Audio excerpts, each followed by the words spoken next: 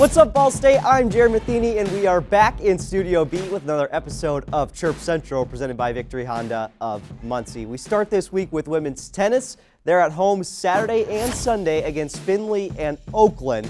And then we move to track. Senior sprinter Amber Jones became just the second member of Ball State Track and Field to earn a MAC automatic qualifying mark this season. The indoor MAC tournament is coming up on February 28th. The Cardinals head to Nashville this week to take on Vandy. The gymnastics team lost its first conference meet at Western Michigan on Sunday, but they look to rebound as they travel to Athens, Georgia on Friday. They have a tri-meet against Georgia and Eastern Michigan, then travel back home to take on the Eagles in a dual meet on Sunday. In men's volleyball news, the Cardinals have now won 12 consecutive sets after two sweeps last weekend. Ball State opens up the MIVA season with McKendree on Thursday and preseason favorite number 6 Lewis on Saturday. In more gymnastics news, Ball State gymnast Arden Hudson etched herself into school history on Sunday when she scored a 9.9 on the beam to tie for first place in the Ball State record books. Hudson also delivered a 9.8 on vault.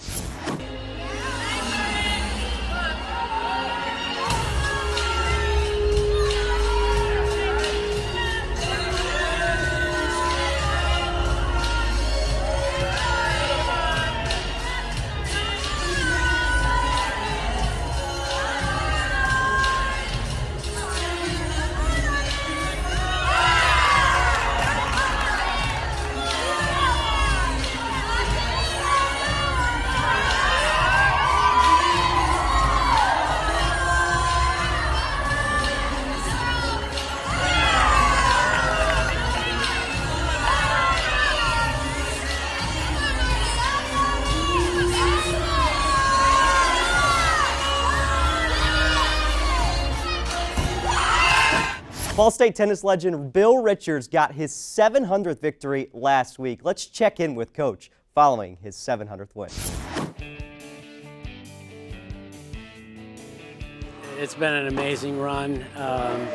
Feel very, very blessed that I've been doing this for so long and I'm still able to do what I love, and so I just feel very grateful to a lot of people for helping me through all these years. This isn't a one-man deal. I mean, there's a lot of people that have contributed to the success of this program, and again, I just feel very fortunate to still be able to do this.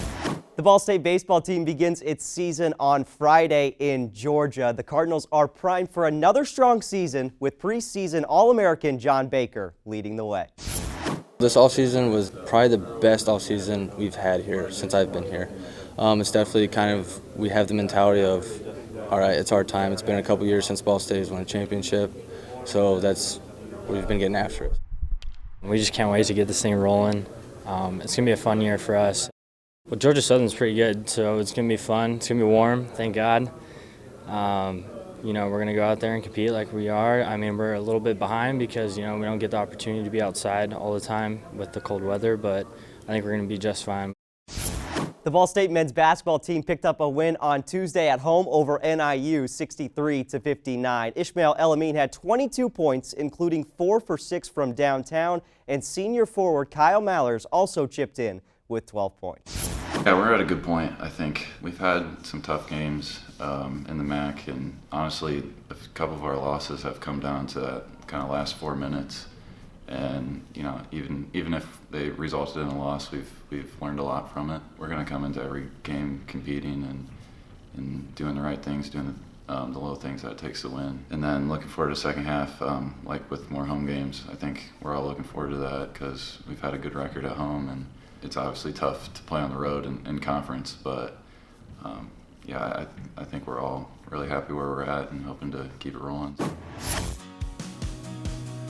Victory Honda of Muncie is proud to support the student athletes at Ball State and the students in SportsLink. For more info, visit victorymuncie.com. The Cardinals women's team got a huge conference win on Wednesday night over Toledo. Let's take a look back at the highlights from Ball State's victory on the road.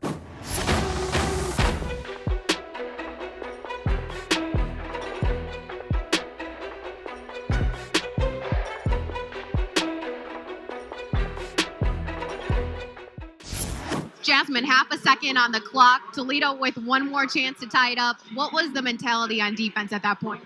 It was just, rebound and try to do what we've done all year. We've been in this scenario many times this year, and Brady just said to us, go out and be Ball State tough, and that's exactly what we did. And Blake came out, and she made that contested, and it was more difficult than what they expected. Only Cardinal in double digits tonight. How difficult was it to score in this game? It's always difficult. Toledo's a great defensive team, and they make us do things that we don't want to do. And being a fifth-year senior and playing here as many times as I have, I knew it was going to be that way. And with Osh in foul trouble, I knew I had to step up, and just shots fell. The softball team came back to Muncie following a 2-3 stint in Louisiana, where they nearly knocked off number 8 Louisiana of Lafayette 3-2. Ball State seniors, meanwhile, are trying to show their leadership as the season starts to pick up. Leadership to me comes in different categories. You have people that lead by example. You have people that constantly just work hard. That may be just not out there as much, but they're always showing up and giving their best. I'm kind of the more outspoken one, so I like to just kind of make sure everything's just kind of where it needs to be, or people, I like to help out, so I'm always just checking in on others and just really just making sure people, we're good, So some people are kind of the quiet leaders, like you see them getting after it in the weight room or just kind of doing things that they're supposed to be doing and leading by example. I think that in a sense we're all kind of leaders and we're all pushing each other to get better. Our 4 players to watch in action this week starts with baseball's Chase Sebi. The 2019 MAC Defensive Player of the Year and the rest of his team start the 2020 season after making it to the MAC Championship in 2019. Track's Maritza Rodriguez climbed from 5th to 3rd in program history in the 3,000 meter at the Akron Invitational. Rodriguez and Ball State are set for a tune-up on February 21st. Softball's Haley Dominic had a career-best 5 hits in Saturday's win over Prairie View A&M. The senior is currently 5th in on-base percentage in Ball State history.